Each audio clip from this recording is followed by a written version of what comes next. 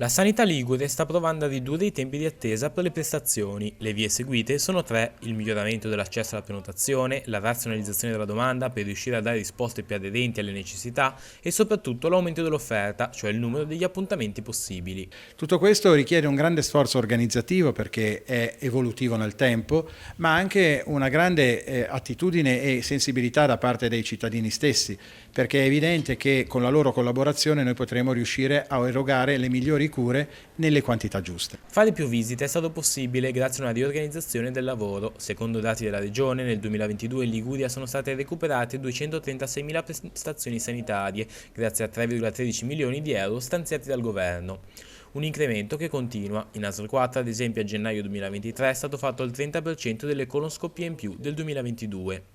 Ci sono dei tipi di prestazione più richieste ed altre che hanno meno professionisti specializzati a farle. Ad esempio, le prestazioni proprio come la coloscopia, ma anche le TAC e le risonanze, specialmente alla testa, al cervello, e hanno una lista d'attesa molto lunga. E tutto questo ci fa pensare che prima ancora di mettere sul mercato, mettere a disposizione le prestazioni, noi dovremmo davvero invece capire quando sono necessarie quel tipo di prestazioni. Il direttore generale di ASL 4 dice che è difficile dare i numeri della lunghezza delle liste di attesa perché cambiano molto a seconda del giorno e di eventuali rinunce. Secondo un sondaggio condotto da Youtrend su 800 liguri, commissionato dal Partito Democratico della Liguria, per colmare le carenze il 57,4% ricorre a strutture private, mentre il 5% rinuncia a curarsi. In ASL non c'è un riscontro diretto di quante persone denunciano per le attese troppo lunghe e si rivolgono alla sanità privata.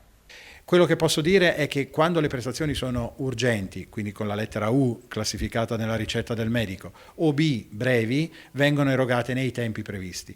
Quando sono D, cioè differibili, dice la parola stessa che possono essere differite. Allora in quel caso, se qualcuno invece le vuole avere prima, è possibile che si ricorra al mercato privato.